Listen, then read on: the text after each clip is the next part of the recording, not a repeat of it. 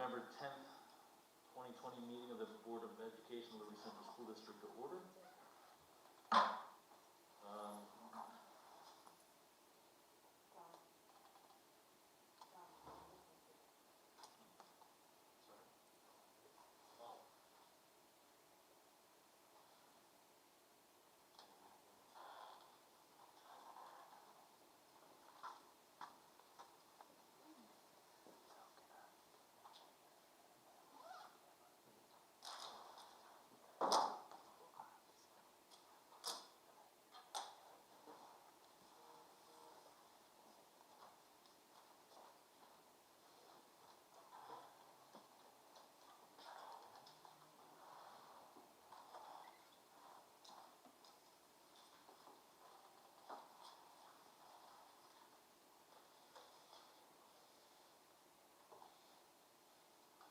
We'll bring this meeting to order with the Pledge of Allegiance, please.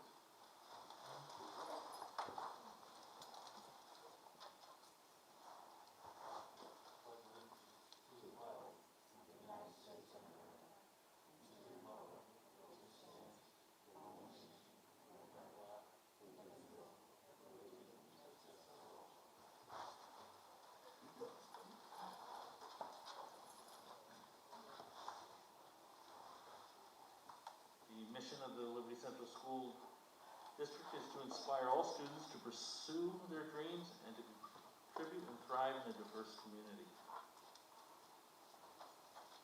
Brings us to our first public comment, and I believe we have one.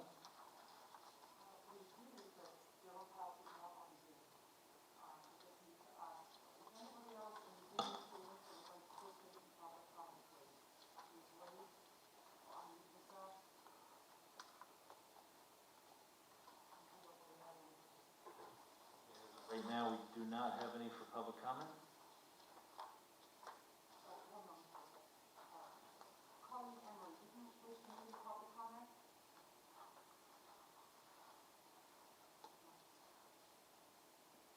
That takes us to our educational reports, our K through 12 district ELA presentation.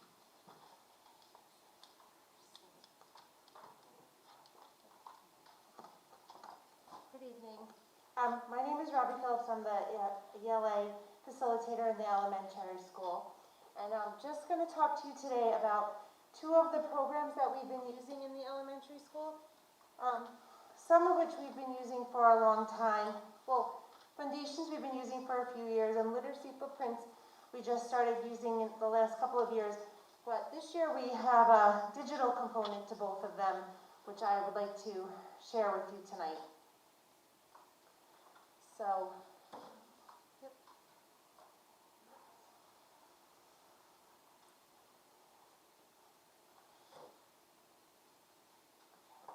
So Foundations is the foundational program that we use in the elementary school.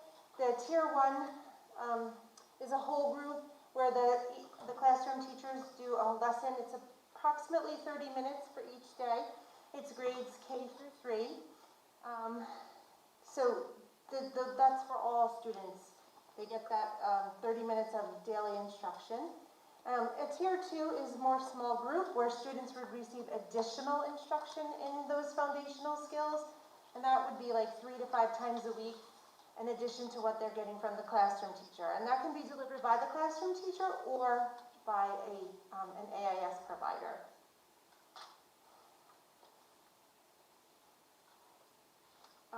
Important things to know about Foundations. It's an explicit instruction. It's systematic. It teaches with students actively participating. They're always doing something. It's a lot of hands-on. It provides repeated practice, gives clear feedback, and it's learning word structure, alphabetic principles, suffixes, syllables, sounds, and symbols. And so there's many different components. So it also includes handwriting and writing. For kindergarten, they're learning how to print their letters, and in 3rd grade, they begin to learn how to write in cursive.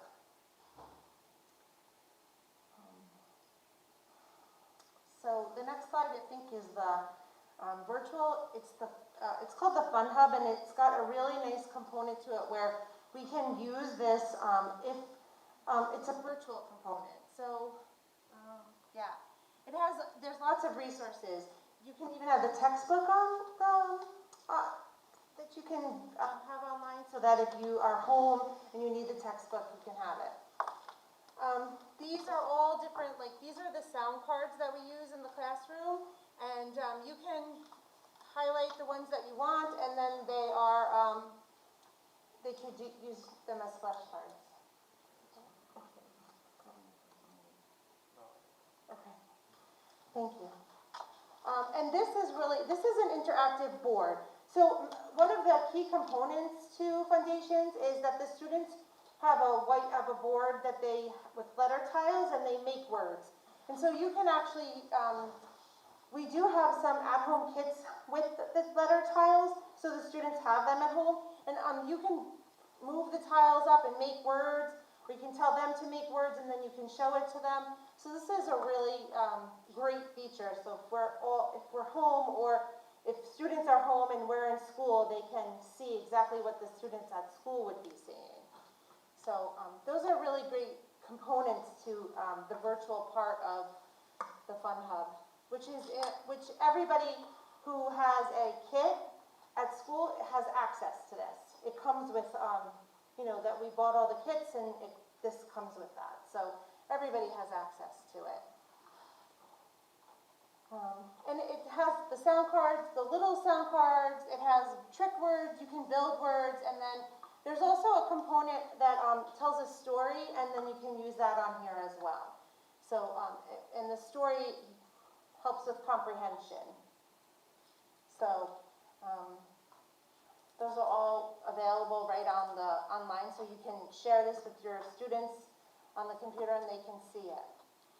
So, that's basically the Fun Hub, and that's basically Foundations, which is, like you said, we've been using it, we started it in kindergarten, and then we added in grades 1 to 3 last year, and so everybody has been trained in Foundations K to 3.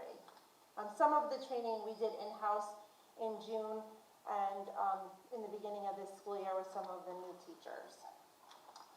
The guided reading program that we have access to digitally this year is Literacy Footprints. It's guided reading K to 4. It offers a wide variety of fiction and nonfiction books, and the mission of Literacy Footprints is to provide engaging stories and teaching materials that help children to develop strong literacy skills and a love of reading. It also has a digital version with an assessment kit. So we are able to use it to assess the students who are not in person. Let's see, yep. And then I can show you the website, which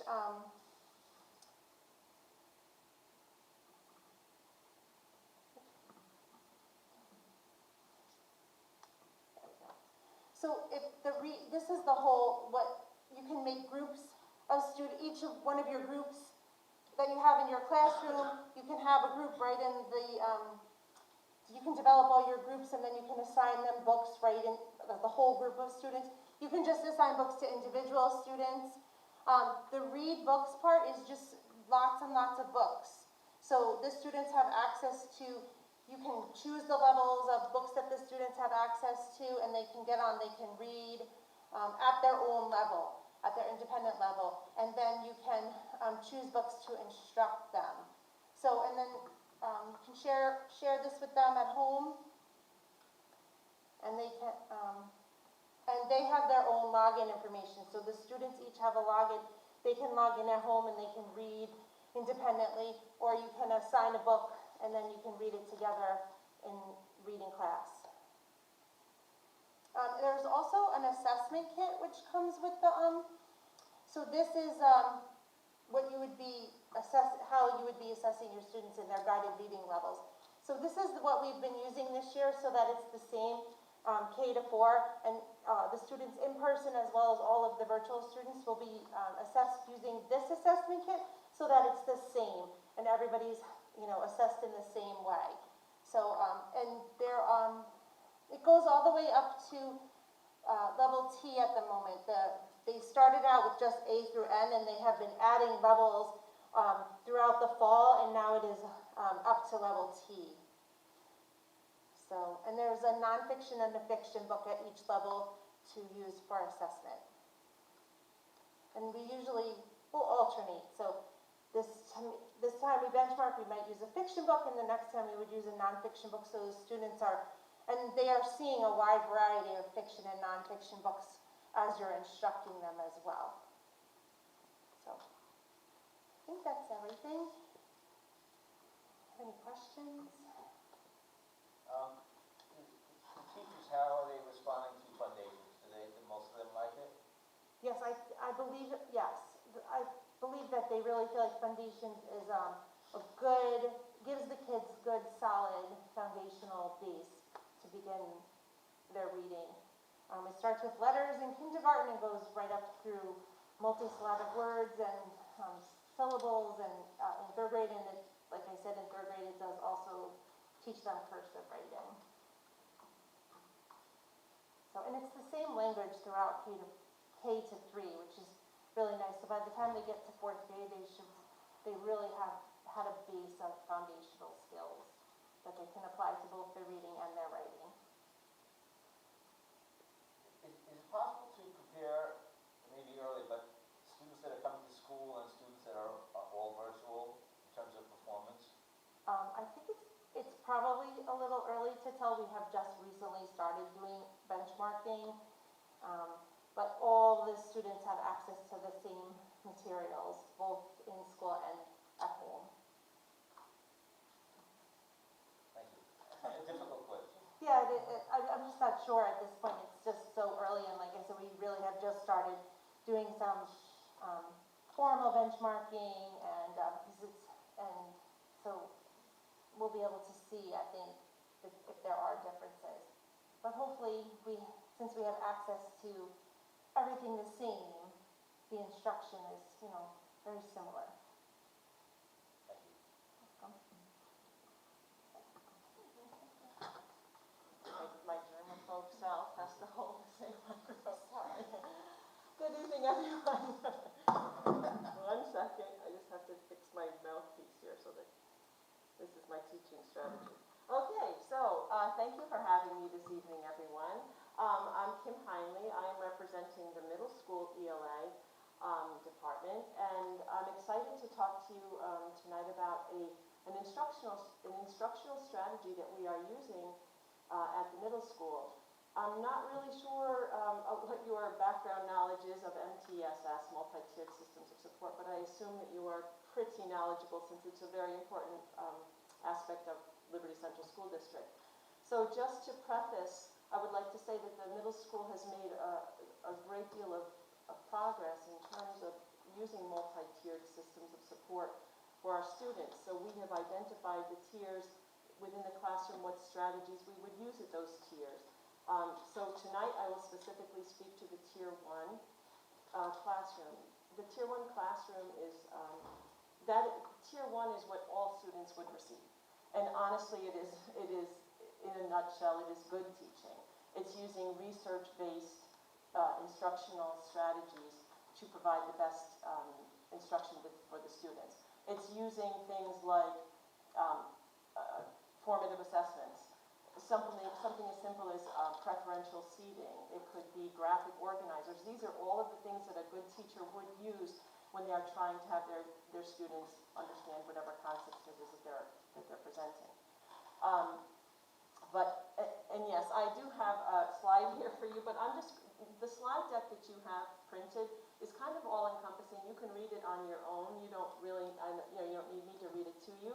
But I'm so comfortable and happy to talk about, finally, this strategy called Reciprocal Teaching that we use at the middle school. It is something that we have been using for years. It is a Tier 1 strategy and is extraordinarily research-based. It has a lot of support behind it with research, and it has a lot of, there's so many ways to use it in the classroom and so many benefits to the student. So reciprocal teaching, the way we use it in the classroom, the teacher, it starts out very modeled by the teacher. And there are essentially 4 components or elements to reciprocal teaching, and each one of those is a comprehension strategy. So the 4 elements would be making predictions, questioning the text, clarifying the text, and summarizing the text. And so for each one of those, the teacher, it starts out very, the teacher controls the conversation in the beginning, modeling, showing the students what it would look like. When you're talking about prediction, you're talking about making inferences, using background knowledge and clues from the text, and we start that way. And gradually you release responsibility to the students. And the students will work cooperatively in small groups. So this teacher will select a text, fiction, nonfiction, it doesn't matter. They will, the teacher will have a purpose in mind. And select the text, and the students will work in small groups, and they will be ultimately, the goal is that the students will be in charge of the conversation. They will be having an important conversation about the texts that they're reading. The teacher will oftentimes, once the reciprocal teaching group is working effectively, the teacher will then only insert themselves into the conversation. So perhaps there was something that the teacher thought was they wanted the students to focus on. So they would stop everybody and they would say, oh, you know, I see this section here and I'm a little confused. Could you help me with this? And the conversation will be controlled in that way, in a very subtle way by the teacher. So I had mentioned predicting. Clarifying is when the students are they're creating meaning in the text. So when they come across words that they don't know, or ideas that they don't know, we have strategies that they use to better understand, or so that they can attack the word and try to get meaning from the word rather than just skipping over it. Another element or component would be questioning. This one is really, honestly, one of the hardest things for the students. They have to think of important questions to ask about the text. A lot of times the questions can be straight comprehension questions where they can go to the text to find the answer. But teaching them important questions that will support comprehension is a huge conversation. And then sometimes they'll be asking questions that are more thoughtful, where they can have multiple answers to the question. And we call those green and red questions. Green means go to the text to find the answer. Red means to stop and think about it. And then finally, of course, summarizing, which is a very difficult skill for many people, certainly for students. So we work on strategies, and we don't just summarize the entire text when we're done, but we scaffold we will summarize sections of the text.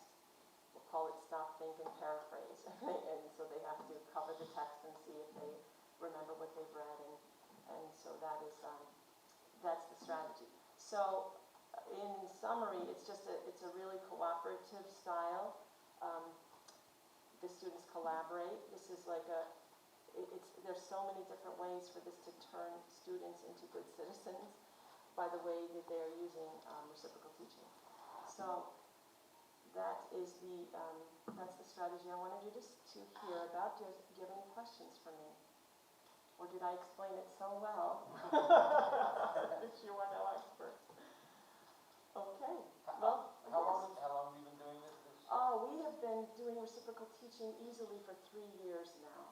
But it started in our school, at the middle school, where it was, of course, there was a lot of trepidation for the teachers to begin using it, but there became this, come see me teach, and I'll come see you teach, and we would do that, and it was without, there was no judgment-free zone. It wasn't like an observation, and it was very, very, very helpful that way. And then we, of course, shared strategies and different things that we were doing. So now virtually, it causes more, you have to be more creative. Some teachers are sharing documents having the students share on documents, color coding for whatever their task is, and hopefully Google Classroom breakout rooms will really bring that to fruition for us. So, thank you for that question. Is the data showing that it's actually increasing your performance?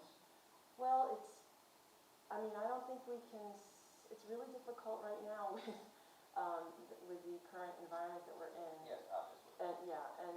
But when you talk to, when you see a classroom working, when you can see a fully functioning reciprocal teaching collaborative groupings, it is very, very powerful.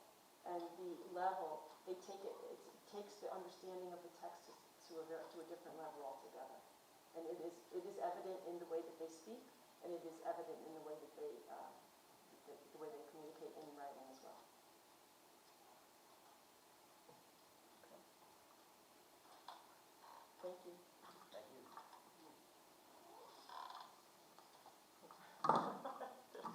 The drumstick. Just kidding.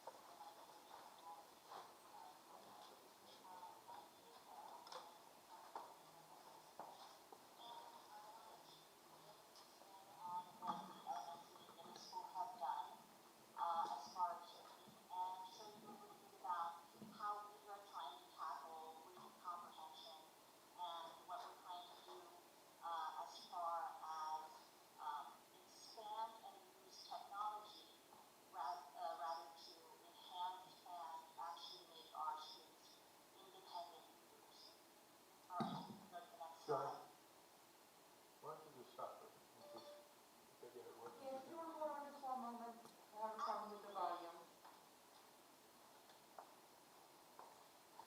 I apologize, I didn't hear any of it.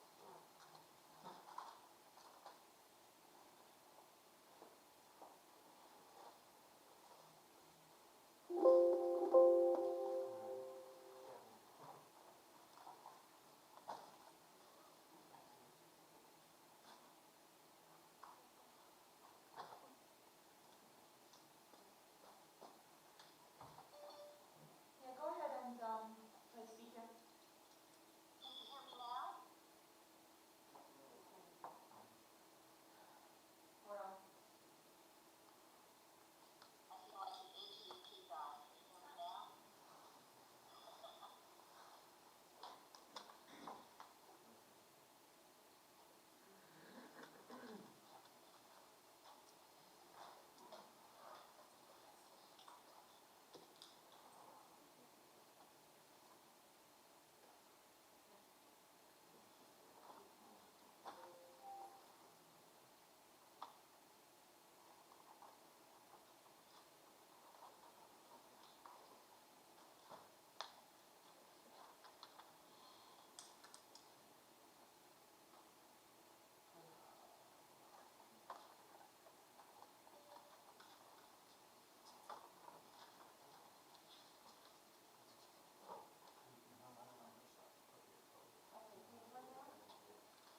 Can you hear me now? Can you hear me now? Yay! You might regret it.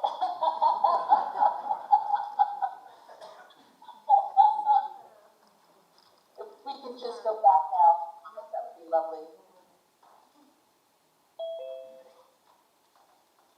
Let me start again because I don't remember the name. All right. Second time is a charm.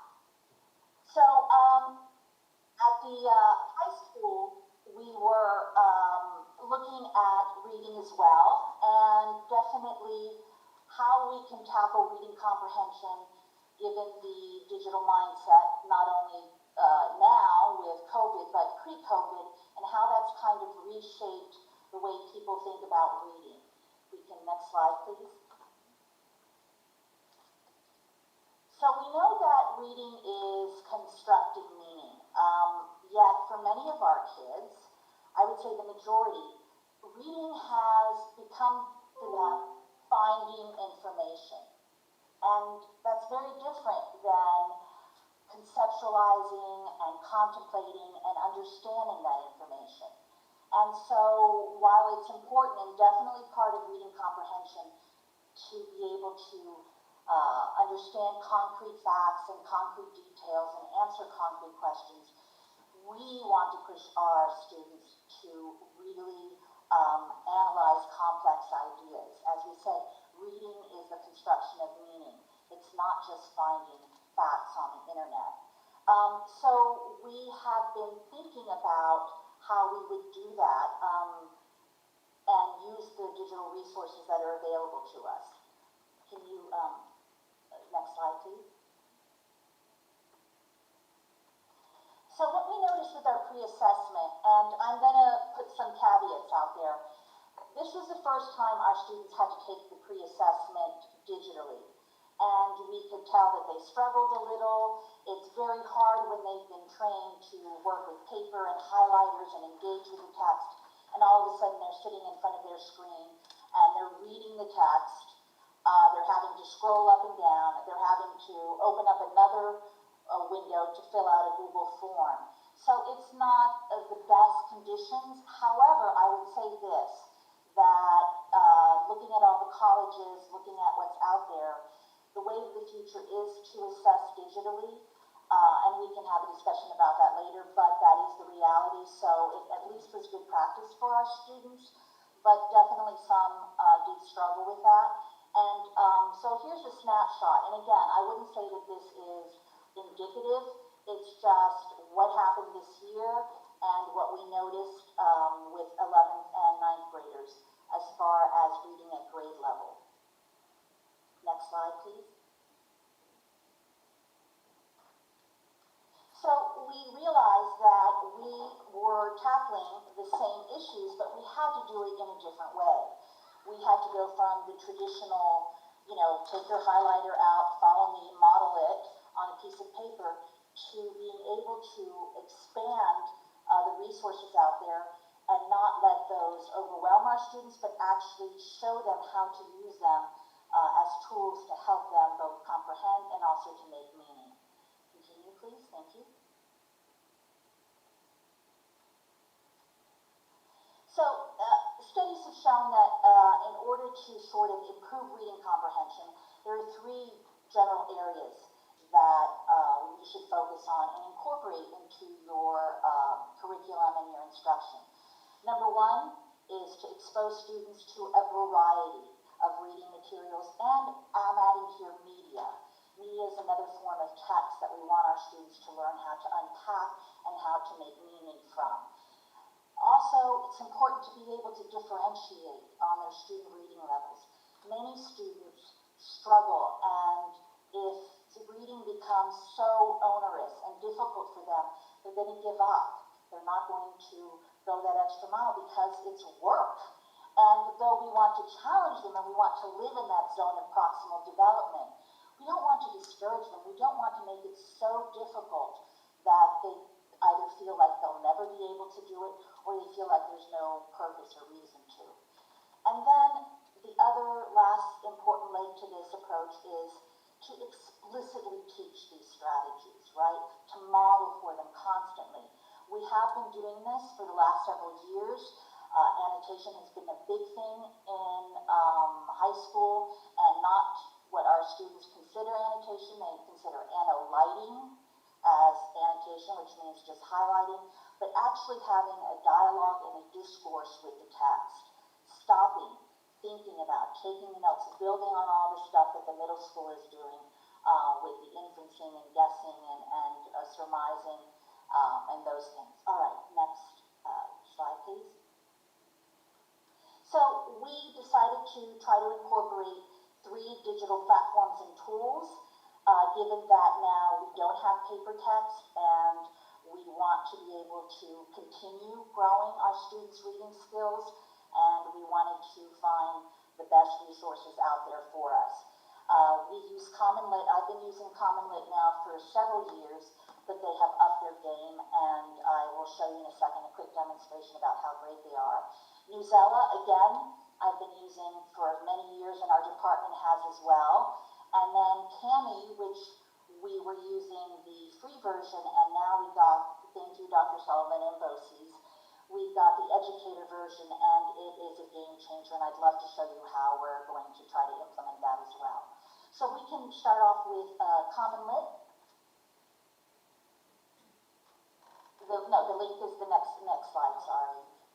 Thank you so much, I'm sorry, it's like, all right. So Common Lit is a nonprofit education technology organization, and their whole mission is to really focus and help students, especially in Tier 1 schools, increase their literacy, get them college and career ready.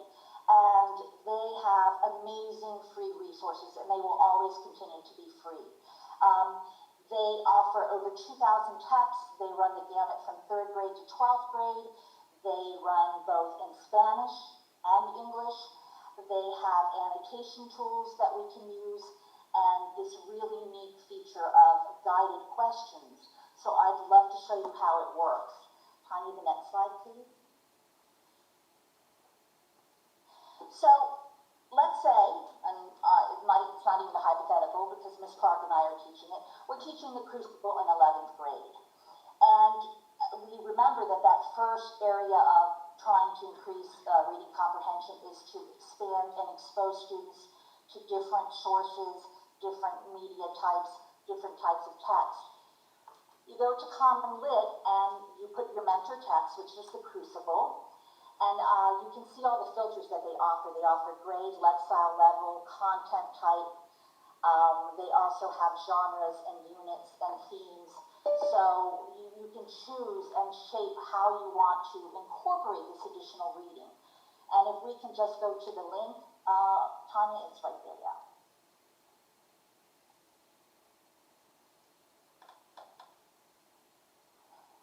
So right here you have one of the texts that they suggest. And I'd love, it's going to be a little difficult because I'm going to have to walk Tanya through it, but it actually might help. So let's say I'm teaching the Crucible. I want to augment their reading. I want them to practice. I want them to read nonfiction while we're reading fiction. And I want to use several of the tools that are going to help some of my struggling readers, some of my L's, and also reinforce the skills that we've been teaching, which is annotation. So, Tanya, if you go to the Read Out Loud tool up top there.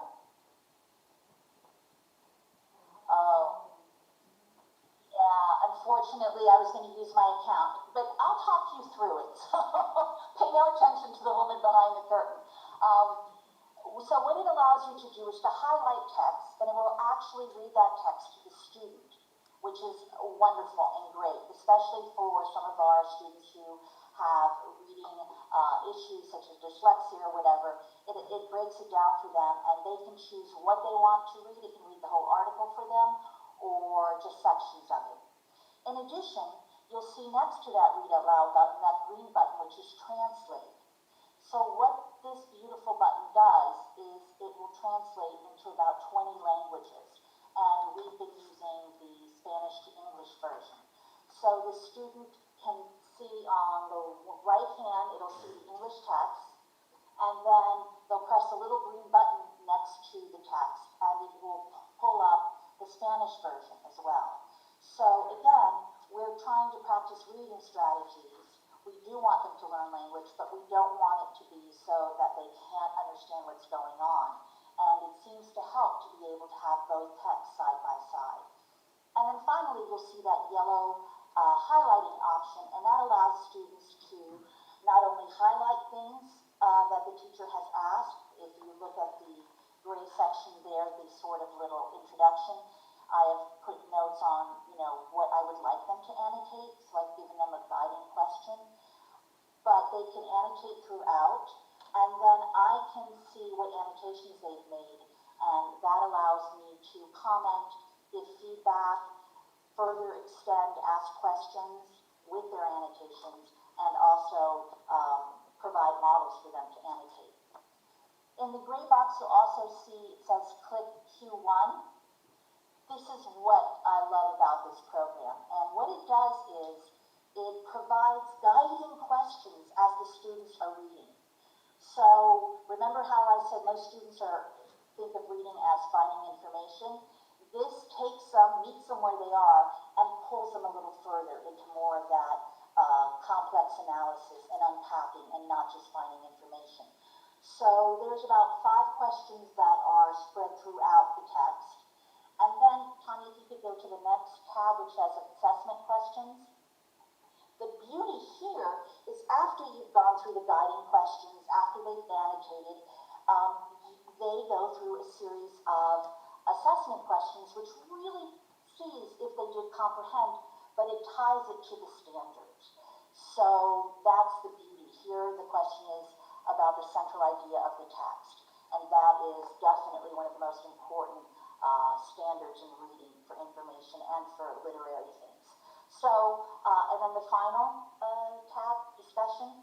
So once they've gone through all this, the teacher can open up and have the whole class discuss. So the students could read at their own pace, they could annotate, they could use a read aloud, they could use a translate, and then you can all come together as a class and use these discussion questions to serve as another form of assessment and seeing if they're understanding.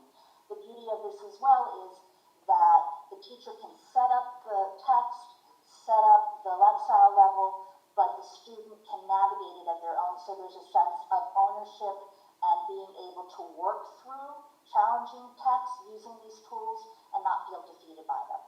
All right, next slide.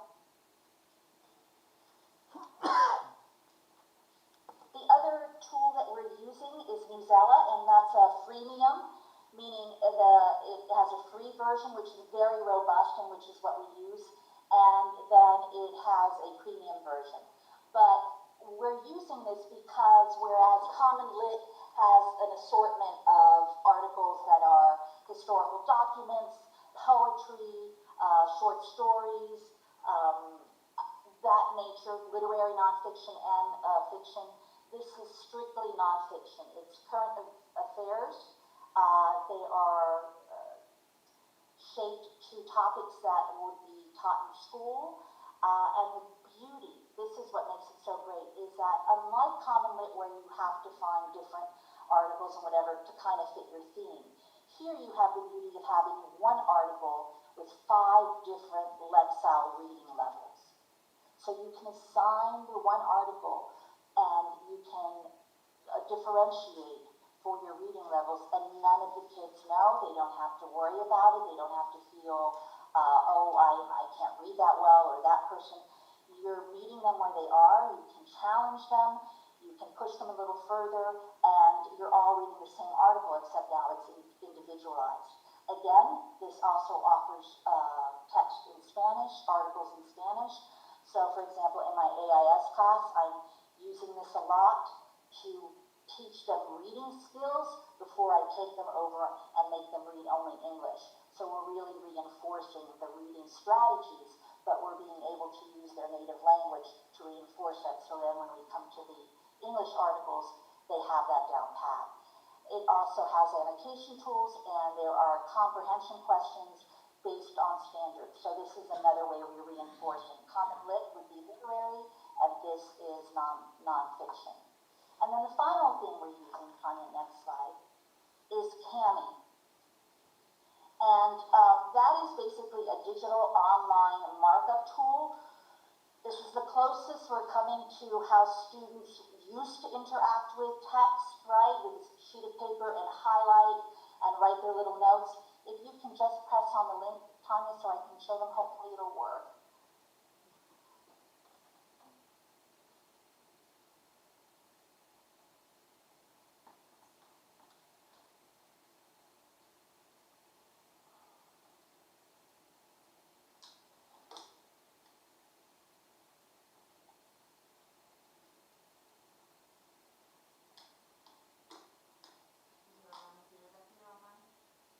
It should allow you if you just choose your account.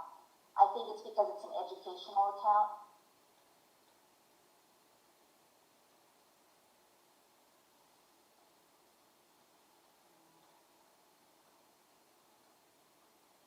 All right, so unfortunately it's not allowing us to do that, but what it allows, if you take a PDF and, okay, so maybe we can see it. So what you're seeing right there is a teacher assigned Huckleberry Finn, and the student is annotating in different colors. But the wonder of this is that what I have done is I've embedded questions, annotation questions and comprehension questions in the original text. I've asked students to follow along and annotate with the guides that I give them. And then I'm able to actually comment on their annotations because, as I said, most of our students just highlight. So I can respond to their highlight. Why did you choose this? What does this show us about the character? What is revealed in the word choice that they use? And I can do that either with written comments, or the beauty also is I can leave voice comments for them, which for some of our students who struggle with language or reading, it's wonderful. They'll hit the microphone and they'll hear me ask them those leading questions, hoping that they'll go deeper and deeper with their analysis.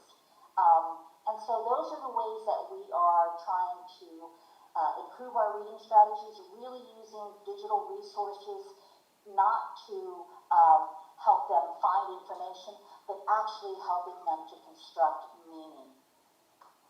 Thank you. Okay, any Any questions? questions? Sorry, it's very hard. It's like there's this delay. Okay, any questions for the high school?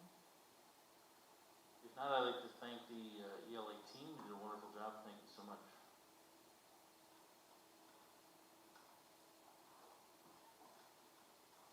Takes us to our board discussion.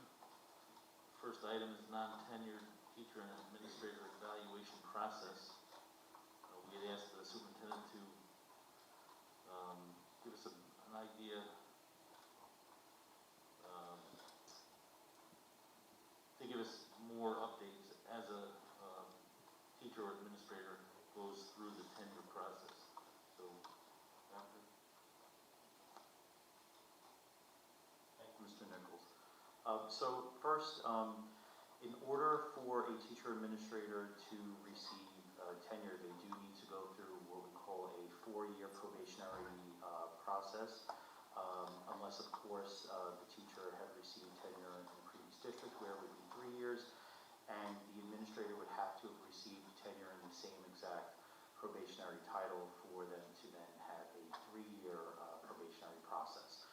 And during the process with our non-tenured teachers, I do meet with the principals at the halfway point of the year and also before the end of the year.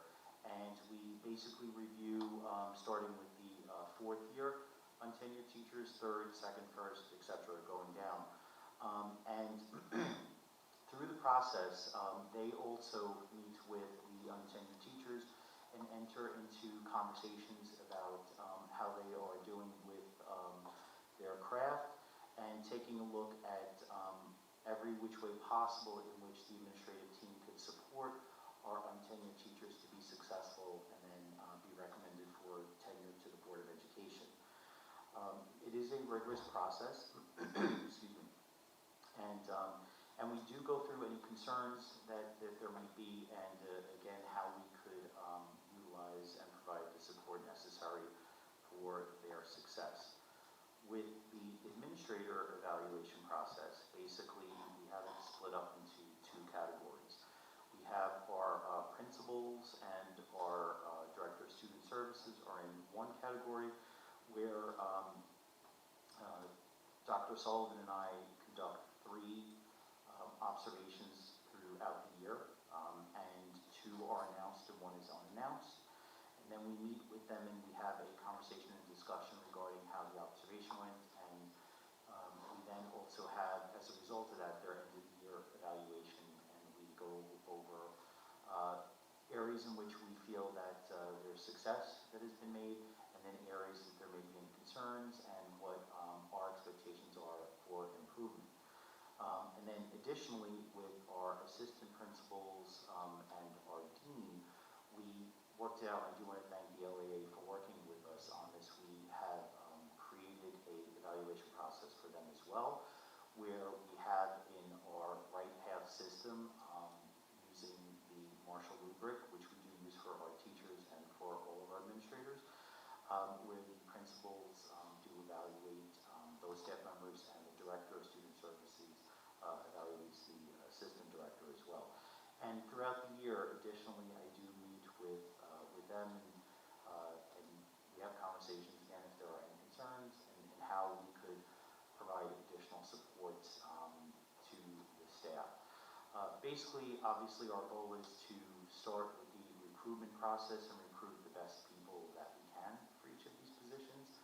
And then once we have them in those positions, certainly whether it's the 3 years or the 4 years, there's plenty of time to be able to see if they are a good fit for our district and for our students.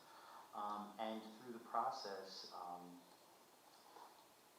fortunately, things usually go very well, and everybody works very collaboratively, and then it would get to the point where I would make the recommendation to the board for tenure.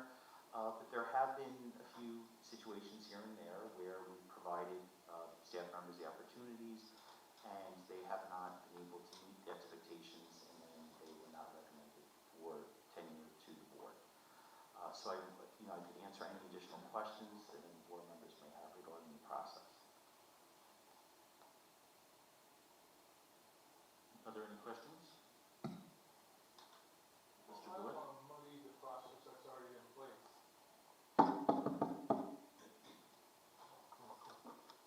But I, for one, would like to see year 1, 2, and 3 for a person that does not have the previous tenure in that position. That summary, when we do our 4th year approvals from the superintendent, I'd like to just see the summaries that were made on year 1, 2, and 3 employees. As a board, I think that's pertinent information moving forward. I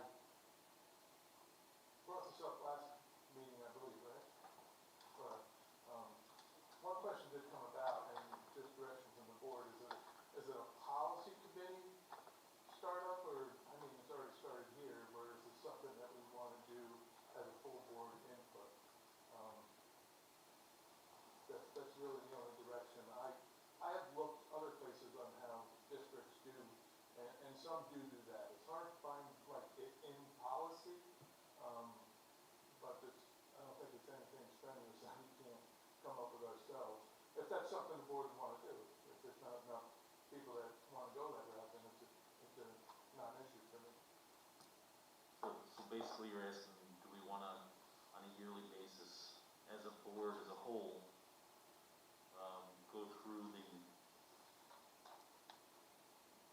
tenure, The non-tenured, year 1, so a first year teacher or administrator gets evaluated, and I'm assuming there's some sort of summary at the end of that. I feel it's a board duty to see that, and not just at the end of 4 years, And we do sometimes go back what was the progression over the 4 years, but we could probably streamline it if we followed that too. sure, so the question is, as a board, do we want to see the evaluations of the non-tenured staff on a yearly basis or on a regular basis? Just so it's not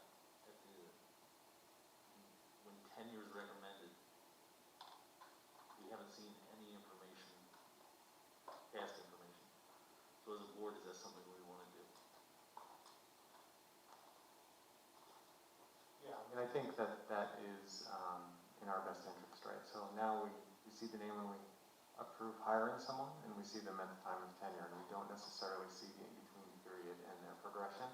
I think it's a healthier discussion for us when we're recommending or approving someone for tenure, rather, that we know the progression along the way. So I think it's an annual discussion. It's not a rehashing of the evaluations, but it's just a discussion like we would at tenure time. I would agree. I think it is a healthy discussion. Any other thoughts?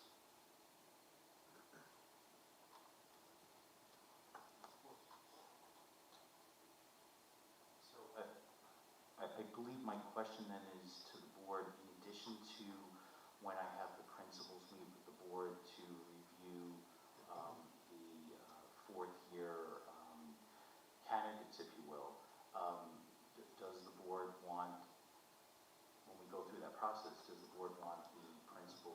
discuss the first, second, and third year staff members as well, and I would just need a little clarification. I think that's pretty much, yeah, that pretty much sums it up. We'd like to see those evaluations for the non-tenured teachers. Perhaps we go through them the first year, second year, third year, and then present to us the ones that are up for tenure or recommended for tenure. Okay. Any other questions?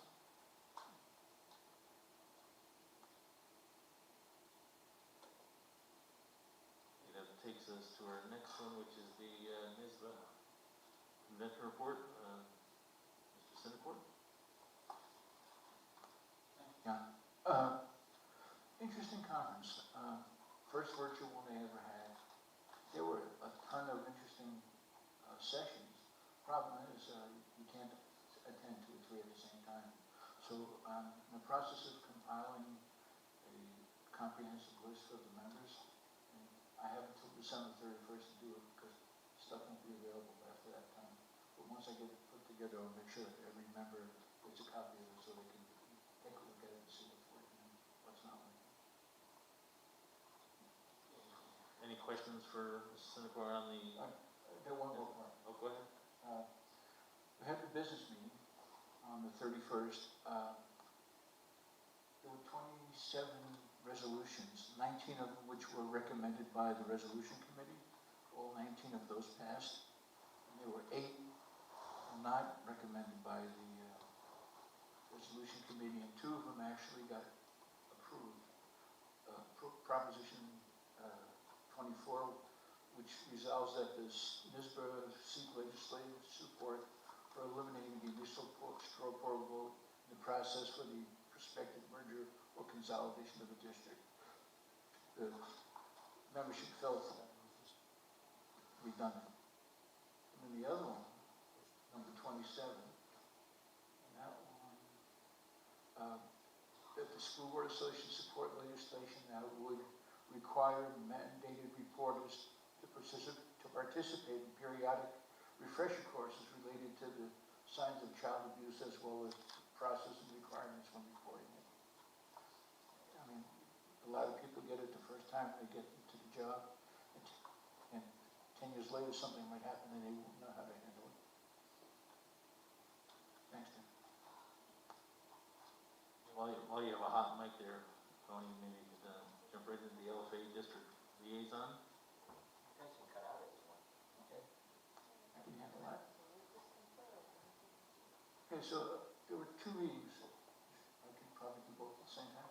Okay, so on October 12th, the LFA district liaison had a meeting. There were 5 topics that were basically discussed. There was a discussion on lockdown procedures. Normally when there's a lockdown, the students have to shelter in place. But because of the pandemic, during the drills, they decided that it would be safer not to do the sheltering in place.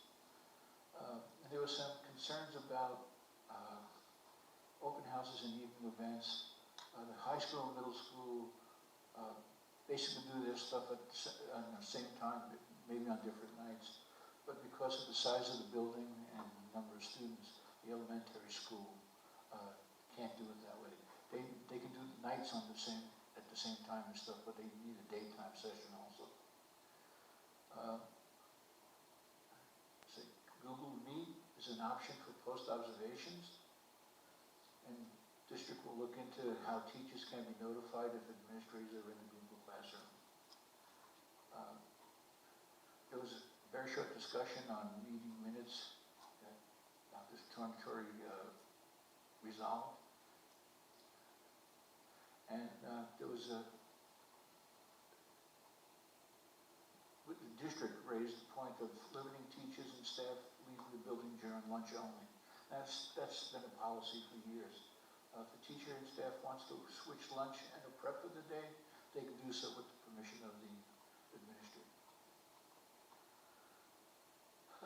District safety meeting on October 29th. They reviewed the corrections made to the Red Book, which is the emergency plans. It was decided that any faculty or staff member can call 911. There was also a section where they reviewed the procedures to be followed when communicating by radio. Also an update to the district emergency form, and a very quick lockdown procedure review, and finally, Dr. Sullivan solicited suggestions from members that were present. Not as many as, we thought we would get, but there was just a couple. Thank you, Tony. Any questions on either one of those committees? Okay, that'll take us to the Audit, Budget, and Technology meetings with Mr. Reset. Sure, so I'll start with the audit committee. We met on October 22nd with the external auditors to review the financial statements. And again, we had another successful audit, which is great. District maintained strong financial position during the audit period. Of course, since then, pandemic hit and all sorts of other exciting stuff. But we're still in solid financial position. So we did receive an unmodified clean opinion, which is what you always want when it comes to audited financials. The management letter did have a few comments that need to be addressed, some loose items that maybe need to be tended to, and they are going to be tended to. Nothing alarming, but just issues that need to be corrected. So both the financial statement and the management letter should be delivered to the board, hopefully at the next meeting, by the external auditor, Bill Trainer, so that we can vote to approve them, and you'll get a chance to review all of that. The next committee is the Budget Committee.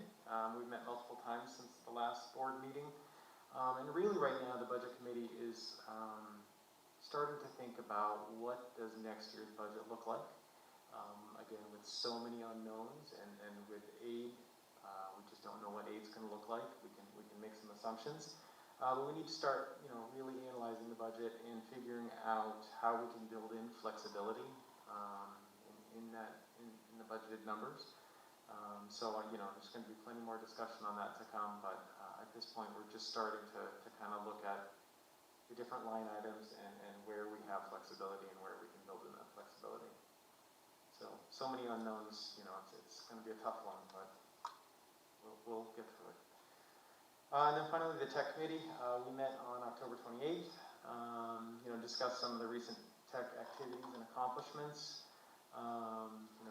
One of the things that was mentioned, the Student Family Help Desk has been implemented, which, I think was well received, hopefully is well utilized. We talked about the Smart Bond. One of the requests that I had at that meeting was to get a schedule that would detail what was approved in the Smart Bond, what we've spent, and what are the plans for what's remaining. So that should be forthcoming to just kind of give us an idea of where we are. I know that it's kind of a budget comment, but there's going to be a need to potentially invest in some new network switches, and it's not that our hardware is old, it's that it's reaching its capacity. So that's an item that we're going to be seeing that's going to be probably rather necessary. And then I guess, just given the current environment, the demands on the tech department are probably higher than they've ever been. And it seems, knock on wood, that things are going smoothly. And we're able to handle and field everything well. So kudos to that department. And that's it. Okay, any questions for Mr. Reset on any of those committees? Any discussion? Okay, then that takes us to the Buildings and Grounds Committee. Ms. T.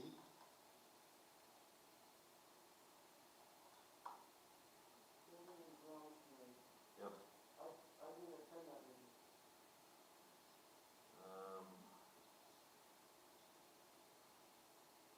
Who did attend? Okay. Well, we'll have to come back to that. Next board meeting. That takes us to comments by Dr. Tornatori, or Superintendent? Thank you, Mr. Nichols. The first thing that I wanted to share is that we were informed from the State Education Department that the January Regents exams were canceled due to COVID-19, but students are able to be exempt for the following reasons, and this is something that we've been taking a look at the high school with Mr. Adams. So there's one of three requirements that would have to be met for them to be exempt from the exam, and which would enable them to lead towards graduation. So they would need to be currently enrolled in a Regents level course of study and earn credit for it by the end of this semester. Complete a makeup program to earn course credit between September 1st, 2020 and the first semester of the 2020-2021 school year, or have completed and passed a Regents level course or course of study required to graduate at the end of the first semester of this 2020-2021 school year and be prepared to take that exam. And all of the state's safety net options for students with disabilities are to remain in effect and to be considered when determining which type of diploma can be awarded to a student. As of right now, obviously we don't know what's going to happen in June, but as soon as we have that information, as soon as we know what the State Department's going to do regarding the June Regents examinations, we will certainly share that out. And of course, we've all been experiencing dealing with the pandemic of COVID-19. There have been an uptick of cases in New York State, and the governor has been monitoring that. And the superintendents in the county, we monitor the numbers, and I check on the dashboard every day. And at this point, as a reaction to the slowly rising numbers in the state, the governor has declared what we call these micro-cluster zones, and they are based on yellow, orange, and red. It has to do really with the actual address that the person who's testing positive in. So for example, we could have 0 cases in the district, but if within the Liberty School District addresses that our constituents are a part of our school district, if the numbers would go high enough, we could be designated as a yellow, orange, or red zone. And being in those zones, it would be temporary, but of course it would be based upon what the actual numbers are over a 7 to 10 day period. And fortunately, unfortunately, the district was leaning towards going into the yellow zone, but fortunately there were 2 days in a row the numbers started to decline, so that's what prevented us from entering a yellow zone. If and when the time comes that we have to go with that pathway, we are fully prepared if we do need to go fully remote. We know that our grade 3 through 12th grade students and our faculty members all have their Chromebooks, and pretty much most of the data they have is digitally through the different software programs we have through the Chromebooks. And with our pre-K through 2 students, we do have extra iPads available that in the case that we would have to go fully remote, that we would be able to provide those as well, so that everybody would be able to continue instruction if that happened. Again, we are not in that designation right now. We'll continue to monitor the situation. We did receive some information regarding athletics.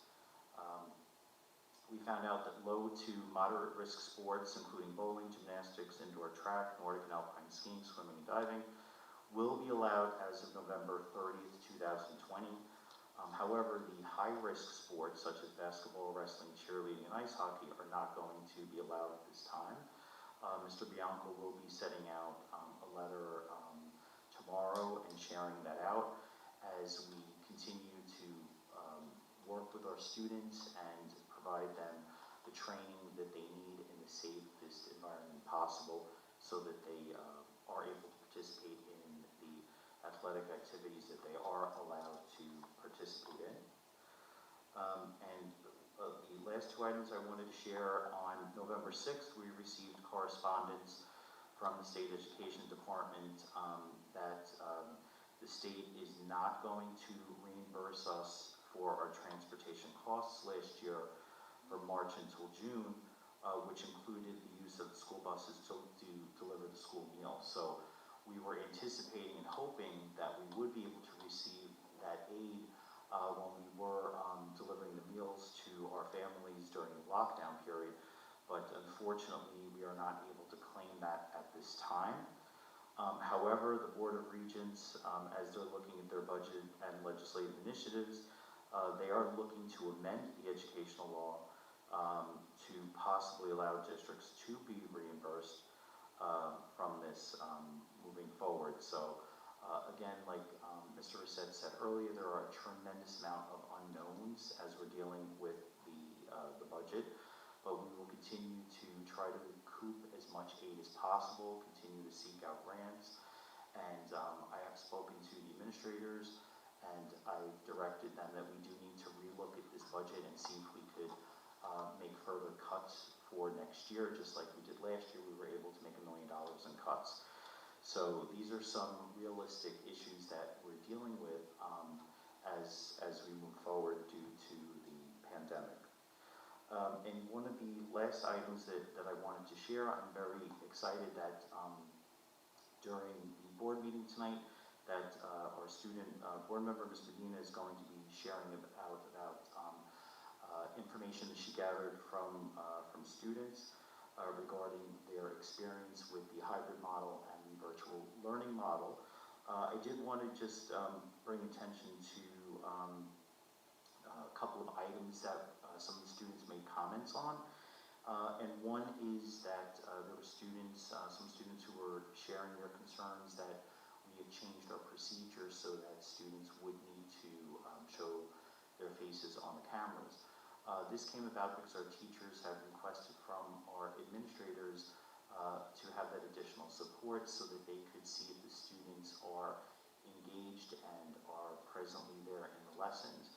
And I strongly encourage that if there are any students or any parents or guardians who do feel that for a variety of reasons that could become an issue with these students, to reach out to the teachers, engage in conversation, and explain the reasoning and really work it out between the students, the parents, and the teachers regarding the use or non-use of the cameras.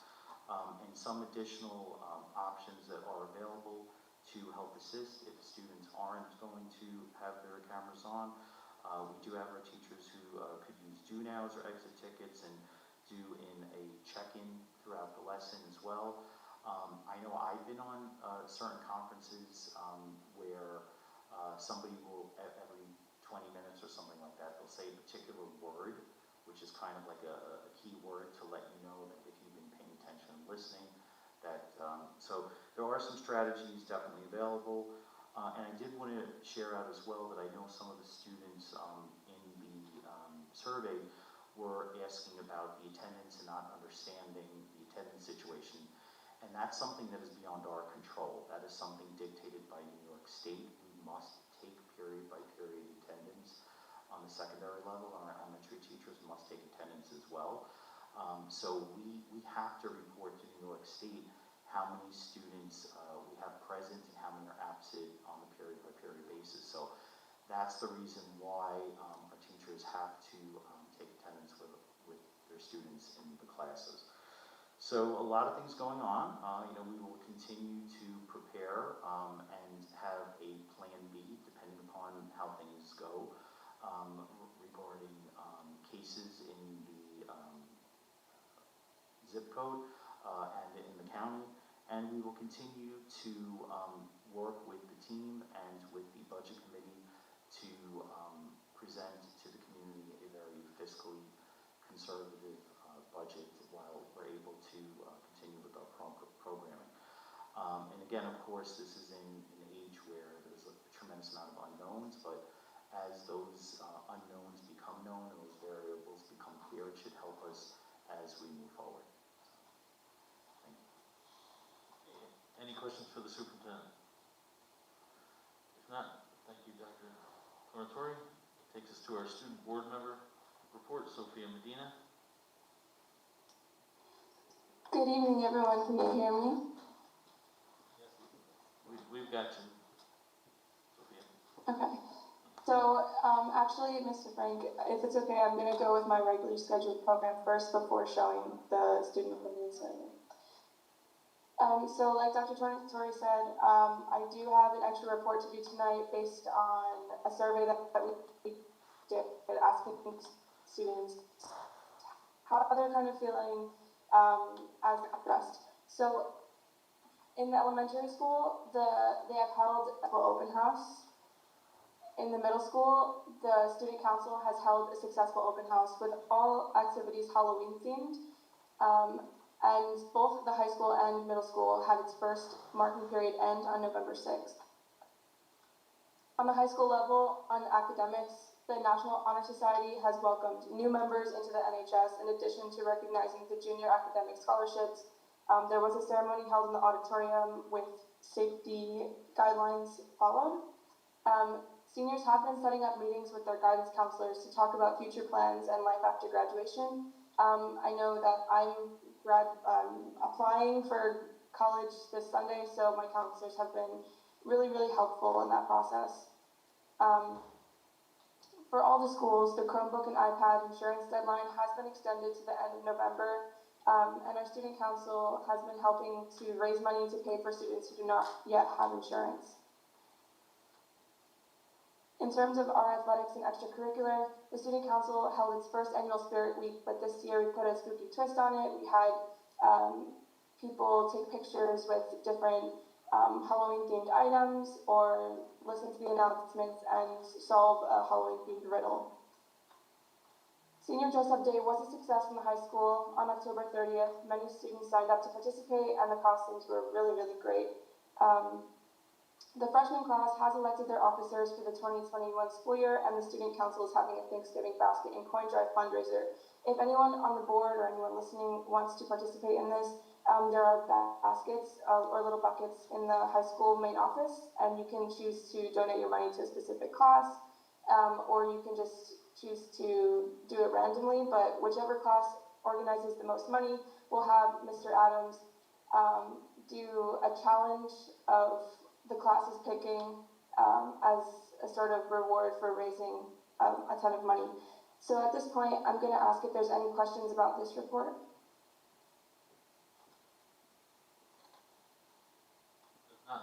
No questions, Sophia, so you can continue. Okay. So, as request of Dr. Olson, I believe, I collected data with the help of Ms. Golden and Ms. McKenna about how students are feeling so far this year. So out of 492 students in the high school, 281 responded, which I think is an amazing sample number. We weren't expecting this many people to respond, but they did, and we're really excited about that. Out of these respondents, it was about a 50-50 split between students who are hybrid and students who are virtual. On the left-hand side, you can see how many students from each class participated. The sophomores and juniors may have had more, maybe their students, maybe their teachers, posted it as an assignment, so it could be like graded as a complete or incomplete, and some just posted it on their stream, so it really just depended on however the teacher presented it. We did send this out through social studies classes because all students are taking a social studies course. Our first question was, which statement do you agree with? The schedule is confusing or the schedule is straightforward? So on this little graph over here on the right-hand side, the numbers that are in the parentheses are the percentages, and the numbers that are outside are the number of students that voted for that one. So 222 students said the schedule is straightforward, while 59 said the schedule is confusing. Our second question was about if the expectations are clear or unclear. 229 students said that the expectations are clear, while 52 said the expectations are unclear. On the next page, our next question was about stress level. So 218 students said this year is more stressful than previous years, and 63 said that it's less stressful. About how tiring the school year is, 214 said it's more tiring, while 67 said it's less. This one had 3 options about how easy the school is going so far. 176 students said it's harder, 70 said it's similar, and 35% said it's easier than previous years. About independence, 66.9% of students that answered said they like working independently, and 33.1% said that they don't like the independence that comes with the schedule. In terms, I'm sorry, what? Did someone say something and I missed it?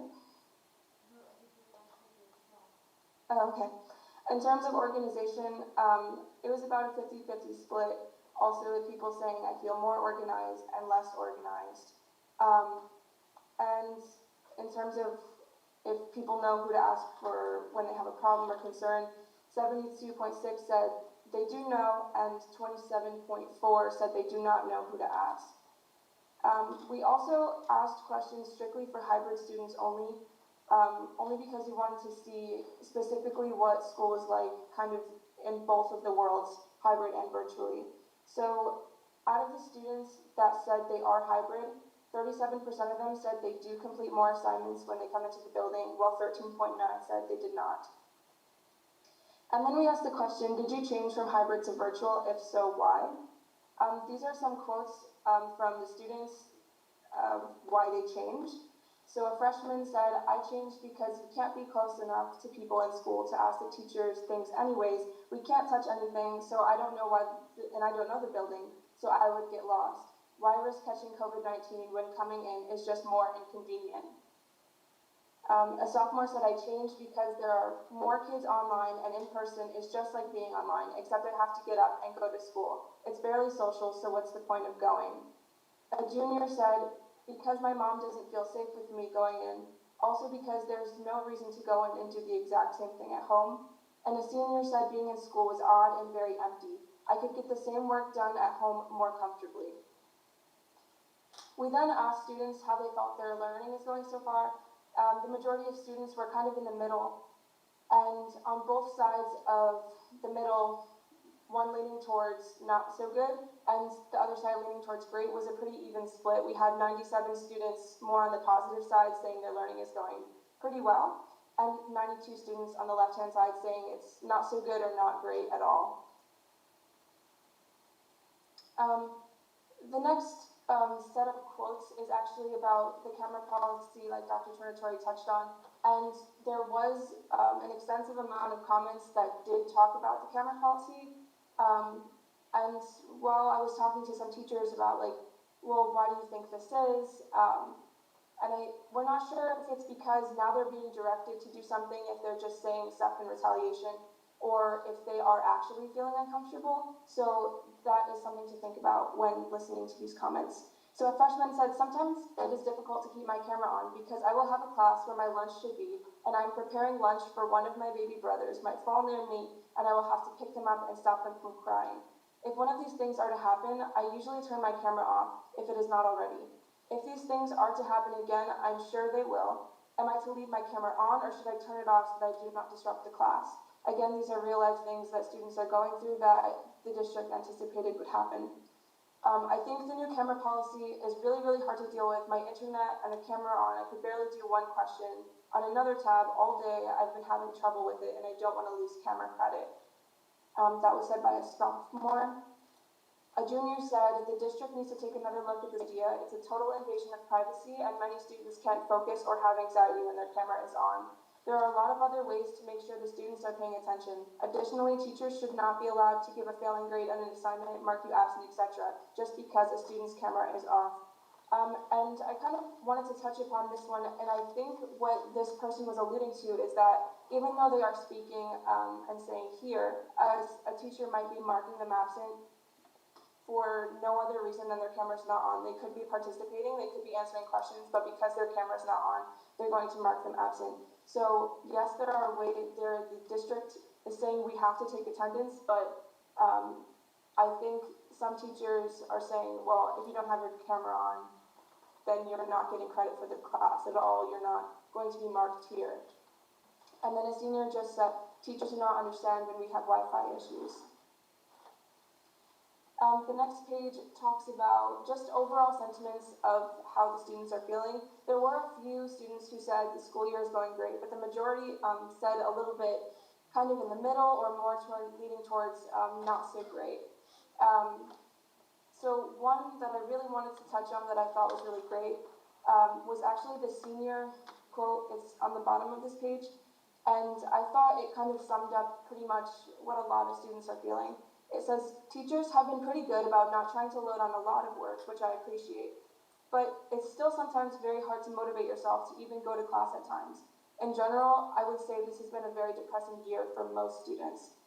And like, from the student perspective, as a student who is high achieving, I can say that it is sometimes difficult to even go to class sometimes, and it's hard to make yourself get up because there's a loss of the schedule, which I think we also anticipated, but maybe hearing it from another student is helping the district to see that it's not just about the work. These last two quotes were directed specifically to administration, and I felt like it was reasonable to include them in here. So a senior said, I feel the school is not doing enough to help students' mental health, and more pressure is put on us this year more than any other year. We are still trying to figure out how to adjust to online hybrid learning, and we are being treated by the administration like everything is normal and just being expected to just figure it out instead of the administration helping us. Teachers are doing all that they can, and I feel like the administration all they care about is grades and not their students' well-being. And then the second one that was directed toward administration was from a junior. This student said, I feel the way students were set up to do online learning is more stressful than going into school. With COVID still being an issue, I cannot continue going into the building. I feel like teachers expect us to do more work just because we are home. Students get more work from teachers online than when students went into the building last year. Students have things going on at home, and we have pressure from teachers and our parents. We get very overwhelmed, and it becomes more stressful. Now we have a new policy where students have to turn on their cameras, which we feel like we don't have any privacy anymore. I understand why this was put into place, but I feel like the school board should give the students the option to have their camera on or not. I hope things improve within the school year. I'm very grateful for what the Board of Education has done so far. Thank you. And again, we're not sure if students are feeling like there's an overwhelming amount of work because, there's not always that one-on-one contact of asking for help or getting help. So it might seem like a lot more work, even if the work is dialed down. So that's another factor to take into consideration when hearing these. So at this point, if there's any questions, I'd be more than happy to answer them.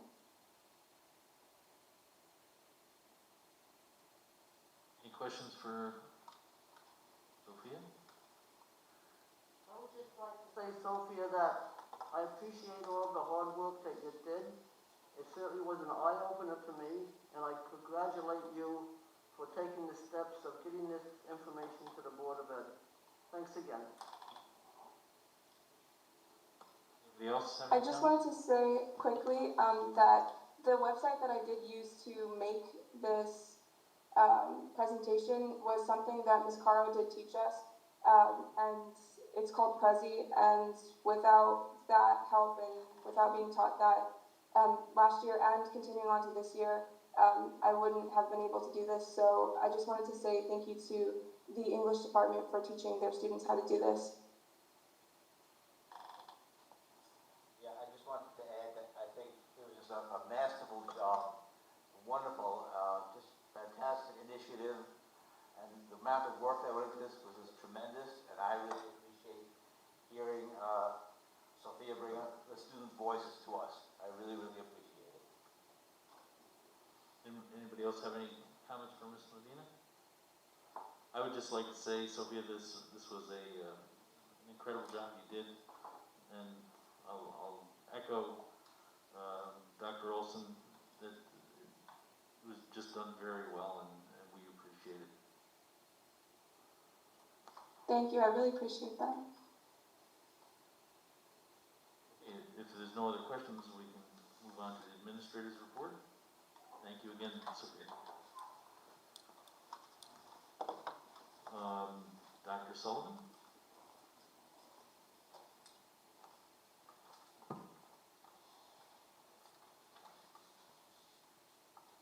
I'm just going to echo what everyone else said. Thank you, Sophia, for that information. As student voice is so important, and I'll go into some other aspects of student voice, which was gathered in some things we did briefly in my report.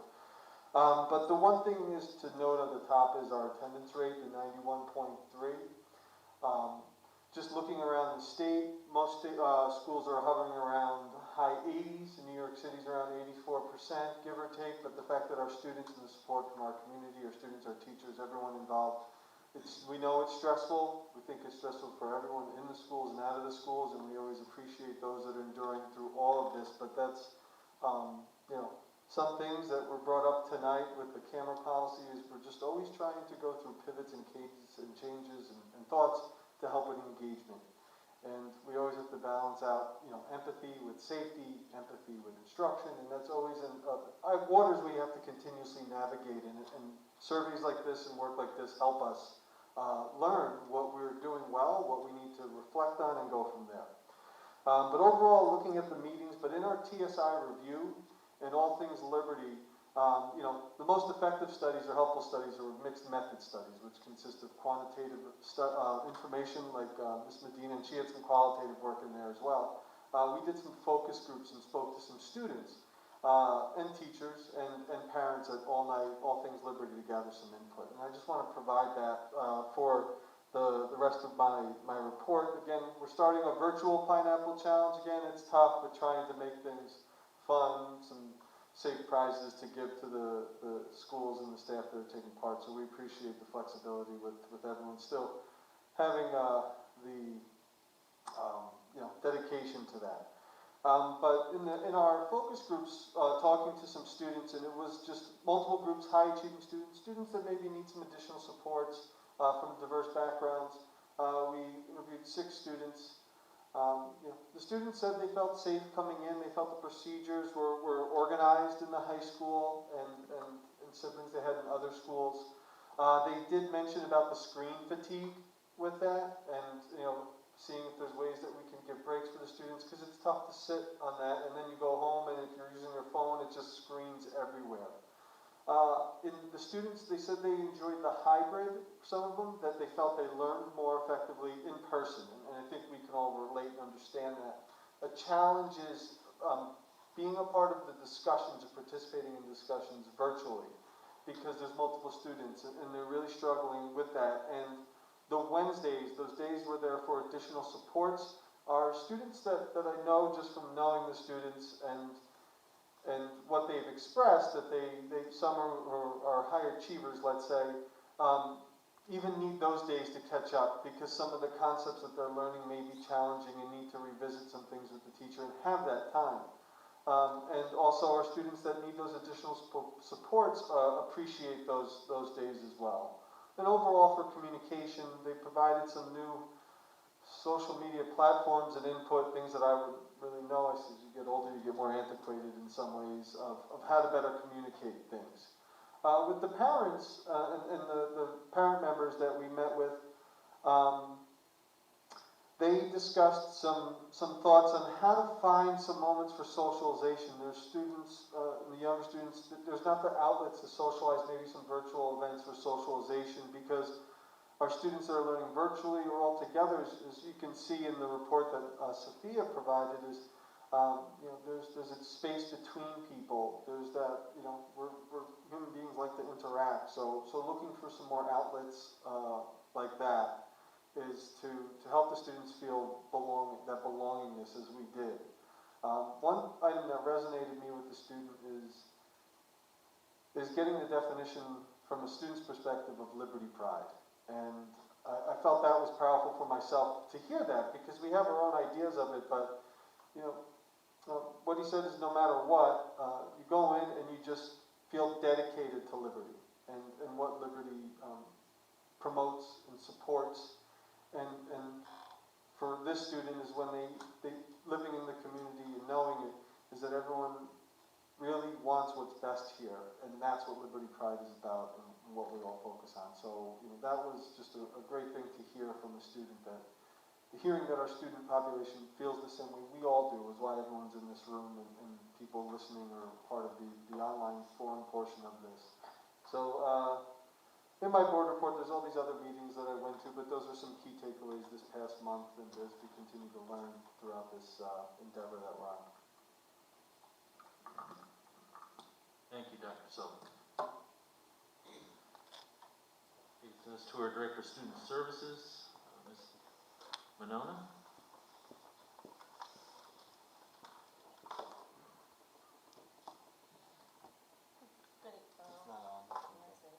Saving batters. Good evening. So, in student services, we continue to try and address some of our areas of non-compliance. We successfully facilitated the provision of Tier 1 Universal Technical Assistance in New York State Alternate Assessment, and we submitted the 1% assurance to the state in a timely fashion. We were recently informed, though, that we are now a part of a New York State Alternate Assessment Targeted Skills Group. We were informed by the state as well as our regional partnership, and we have to attend a mandatory meeting this upcoming Thursday from 9 to 12 regarding that. As more details come along, I will share them with you. We also successfully facilitated professional development on transition planning. Deborah DeGroa, my assistant director, in collaboration with Jill Boudet, the school psychologist. They provided this during a PLC just last week. We have also been reviewing a lot of processes and procedures that consist in the department. Sometimes we're just stumbling upon it, which is really great. And most recently, after consulting with the district's attorney, we are implementing the following process procedure about all record requests from the Student Services Department need to be submitted in writing, when previously verbal requests were sufficient. So now we have to have those all in writing.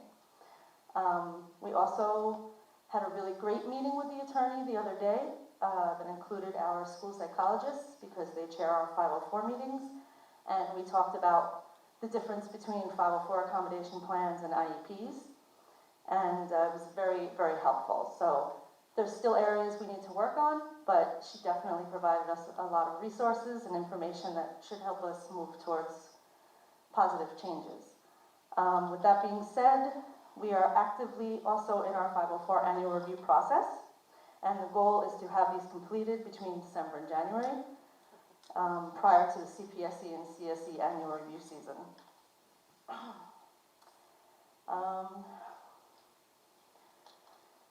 One of the things I wanted to say was kudos and much thanks to Principal Adams, Ms. Shannon Stein, and the high school special ed teacher, Ms. Amy Black, for collaboratively working to have case managers listed in school tool for students with disabilities. It went into effect about a week ago, and it's just been very helpful and useful and appreciated. It's something that they've requested for quite some time, and it's really great that it's now there. Ms. DeGraw participates in monthly collaborative meetings between the Abbott House and the district.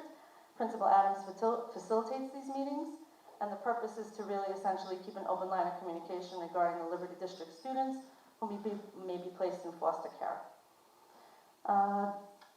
Deb DeGraw and I are actively, continuously chairing meetings right now. A lot of initials, a lot of requested reviews, and 30-day transfers.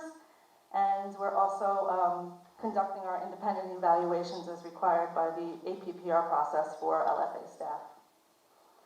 Keeping busy, but it's all good. Any questions? Okay, we have no Thank you. questions. Thank you, Ms. Monona. Brings us to our high school principal, Mr. Adams.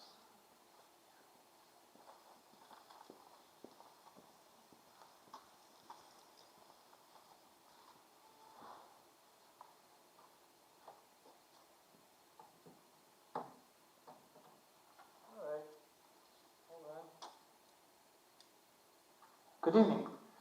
So I actually had a lot to say, but I think everyone stole my thunder, so I'm not sure I have any left. I'm just kidding. So I could really talk all day, but I will try to keep it short and to the point. So I did want to actually say from what Ms. Minona just stated about the special education students case managers being listed in school tool, we actually were able to have that done for our multilingual learners as well. Ms. Medina and Ms. Alvarado also serve as case managers, so now we have an additional flag for those students. So when you scroll over that flag, it'll show you if they are a special education student, who their case manager is, or if they're a multilingual learner, who their case manager is. It makes it much easier to get support for those students. So I did want to briefly go over, I had talked previously about, we were worried about our student grades, attendance, success, and we've been monitoring that very closely. So we'll know a little more officially for the first quarter as the mark period ended on Friday, and grades are due Thursday. They would normally be due tomorrow. And then we look to get report cards out and we pull together that data. So I am a bit worried, we are a bit worried that we have more students struggling than normally due to our learning models that are available this year. So we've seen an increase, a rise in the number of students. Our student support team has been reviewing each week, and we've started making adjustments in order to alleviate that overburdening of the student support team, because we can only review so many students at once. So what we're doing is we're trying to assist those additional students that in our normal learning model really wouldn't be struggling. So we're doing two significant things. One, Ms. Varro is meeting with Ms. Medina and Ms. Alvarado specifically for our multilingual learners who are having an increased difficulties in this situation. And their counselors in order to try to do some preventative measures before the issues become significant enough to be reviewed at student support. In addition to that, each administrator is teaming up with each school's counselor, so one-for-one, and meeting weekly, again, to preventatively put some things in place before students need to really go to the student support team. And those things can range from just making parent phone calls to having parent conferences to making home visits, all things of that nature, to try to get ahead of students that are struggling before it becomes a significant concern that we possibly can't, or a concern where we have to have more layered action steps, and those students we can possibly keep from having to go to the student support team if we can help them before those concerns grow. So we've also additionally been using a tutoring program that's been available to us for several years. It's not being offered virtually currently, but that is through the Liberty Partnerships program.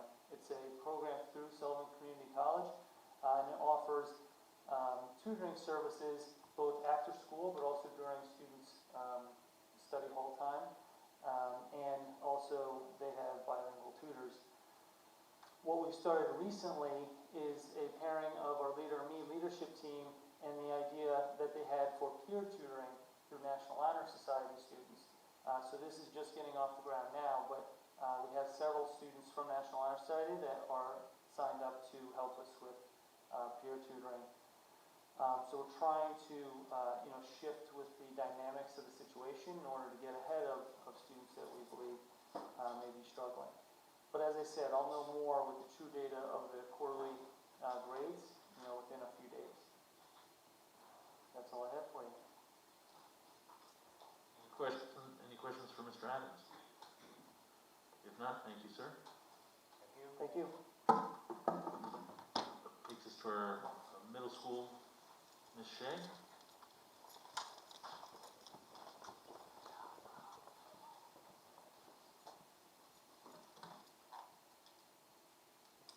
Good evening.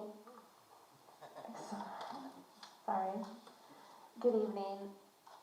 You have the detailed report. This is just a summary and some added details for our food and toy drives. We're continuing that even through COVID with our student council as well as our social workers at the middle school. We've been using the STAR fall screener data to collaborate, moving students within the tiers, providing interventions. The teachers, counselors, and the MTSS coordinator have all done a fabulous job with that. And even though some of our students took the test virtually, which was a challenge, 92% of the students in grades 5 through 8 completed that assessment. So well done to our teachers. Student support team meetings continue weekly to discuss academic and social emotional needs of our students. The Leader in Me impact teams are working in the building. We have projects around the building with both students and adults implementing the Leader in Me and the habits. We have our attendance report. We're printing that, individual attendance reports, and sharing that with parents and students along with the report cards with a detailed letter explaining what that means, and then going over the importance of, again, reminders logging in for every class period, making sure you're on time virtually, not being late or not showing up 5 minutes at the end of the period and expecting to be counted present, the same as if you showed up in person for the last 5 minutes, that it's important to be there for direct instruction, both virtually as well as in person. We've been working with IT and teachers on setting up the parent-teacher conferences this year with Google Calendars for the virtual conferences on November 18th as scheduled. The BLT, MTSS, Leader in Me teams, we're still continuing with our student recognitions. We have decided we're going to have those virtually, the assemblies. We are still working on the logistics of that, and we're also still going to have our honor roll breakfast, but obviously we won't have breakfast. It'll be more of a virtual honor roll assembly, recognizing students, and we'll invite the families to those as well. And just a thank you to Ms. Heinley for her presentation on the middle school ELA. And that's all I have for tonight. If you have any questions. Any questions for Ms. Shea? If not, thank you very much. Take this to our elementary school and Ms. Harris.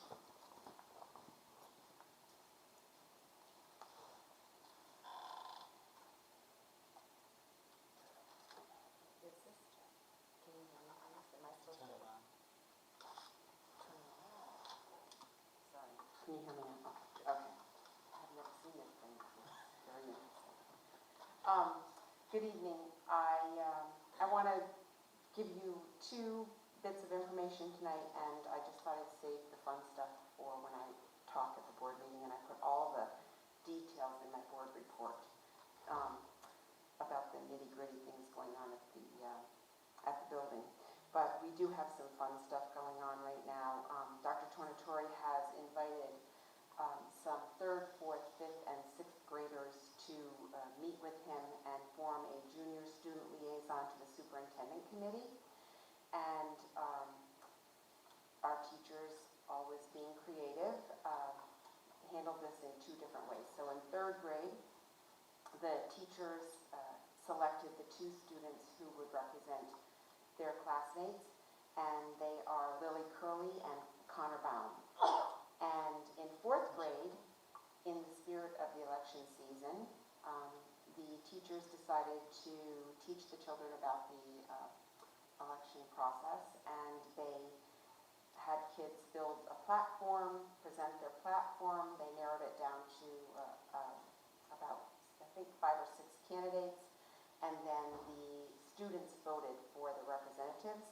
And congratulations to Joshua DiBartolo and Gwendolyn Meadows. So that was very exciting for the children, and we're very excited to be forming this new student team that will have a voice in the district office from the elementary building. And we're also excited to be partnering with 5th and 6th graders from the middle school. And then the other thing that I wanted to mention was that today in the elementary school, you saw lots of kids learning about veterans and celebrating the veterans in their lives. And This was a very bittersweet day for us because, as you know, Veterans Day has become a tradition in the elementary building that is one of our biggest events of the year. And while we were not able to carry on with the traditional Veterans Day event, we are collecting goods for the veterans at the hospital at Castle Point, and the children are still making cards and mementos for veterans, and we are getting those delivered.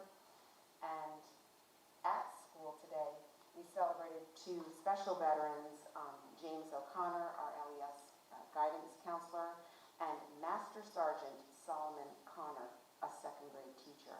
So, and we sang our patriotic songs this morning, and we're going to continue to do that all month. So, with the limited ability to have the assembly, we decided to make Veterans Day a month-long celebration at LES, and it'll go on all through November. And that's it for my board report. Does anyone have any questions? Okay, thank you. Thank you, Ms. Harris. Director of Facilities, Mr. DeMarmos.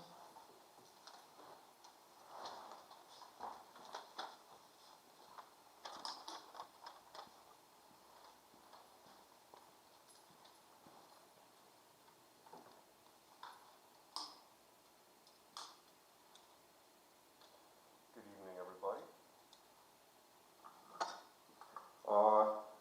Couple things on my report I want to touch on.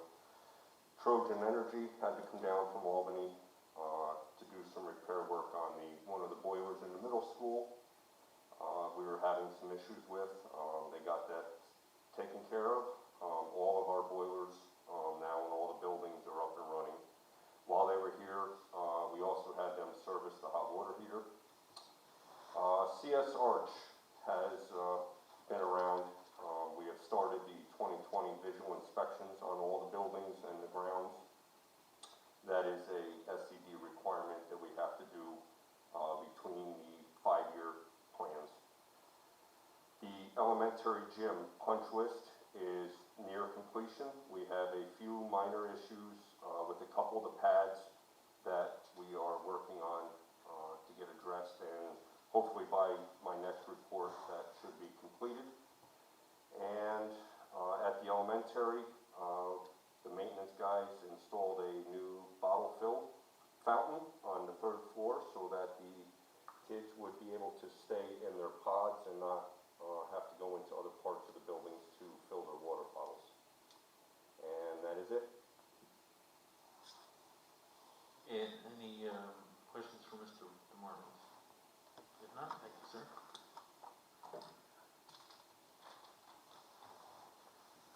And last but not least is our Director of Technology, Mr. Harpleroad.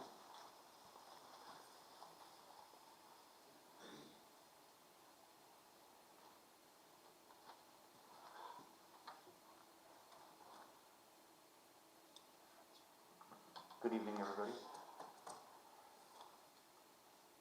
In my report, we continued on from my last one. You know, we talked about buying software. Software's in, we're deploying it on several different instances. Adobe Creative Cloud, Google Enterprise for Education. We've upgraded some servers to help push that software out in addition to imaging PCs. CAD/CAM laptops were imaged and provided to Mr. Slater's class for students to take home and work on the software that they can't normally work on at home. And ever-growing tickets. We actually ran into a great milestone today. I was hoping to announce that we were under 50, and we actually are now under 30 tickets. So we're back under a more normal timeline instead of that crazy crunch in the beginning of the year. So thanks to David and Mike and James and everybody.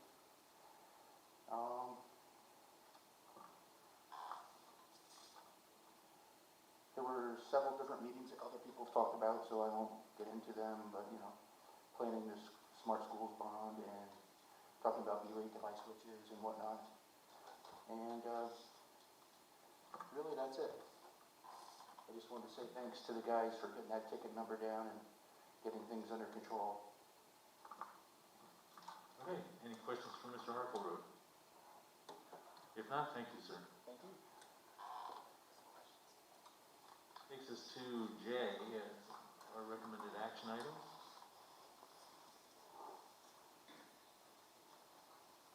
Are there any that need to be pulled? If not, I will entertain a motion to accept. Mr. Siniford, need a second? Mr. Torrance? Any discussion? If not, I'd like to bring it to a vote, please.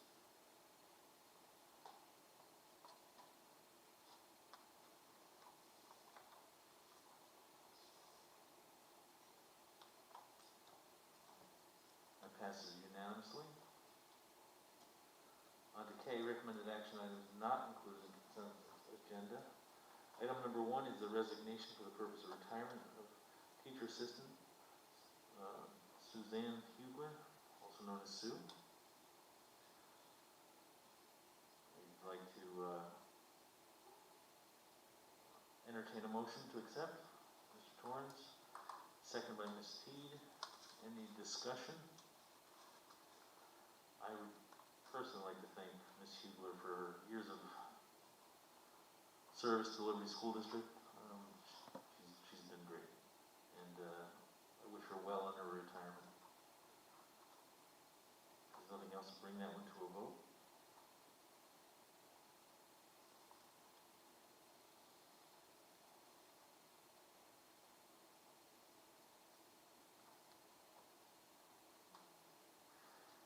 And that passes unanimously. Item 2 is substitutes. And I'll entertain a motion to accept. Ms. Hook and Mr. Reset. Any discussion?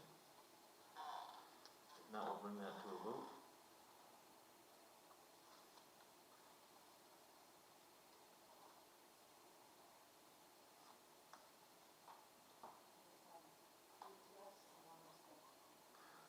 Okay, so that motion passes with 8 yes and 1 abstention. Do we have any future agenda items? I just want to say, Dr. Olson? I'm just curious, are we, is anyone from the school just visiting other school districts just to compare their online experience with ours? I'm just curious if we're doing that or not. In my board report, I've been speaking with North Salem, Ossining, Irvington, and some other schools, but hold on. Yeah, that's what. Give me a second, so. Public meeting.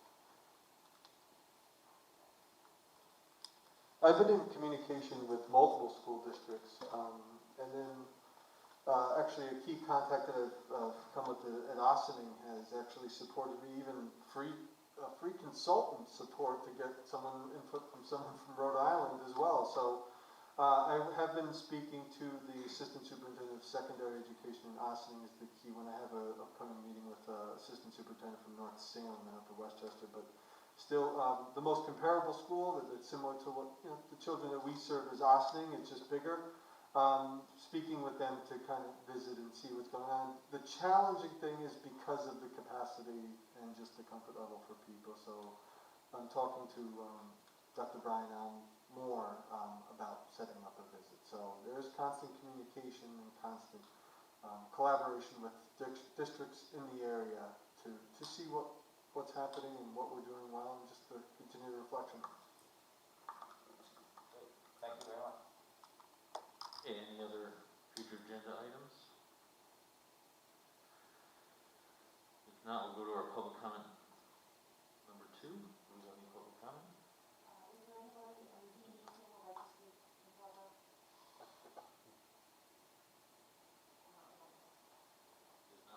Does not look like we have any public comment, so as much as I hate to ask